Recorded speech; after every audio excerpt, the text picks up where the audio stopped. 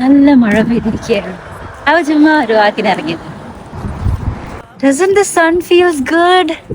Everything is here. So beautiful. വീട്ടിൽ bore അടിച്ചിരിക്കുമ്പോഴാണ് വിചാരിച്ചത് അടുത്തുള്ള പാർക്കൊന്ന് വിസിറ്റ് ചെയ്യാമെന്ന്.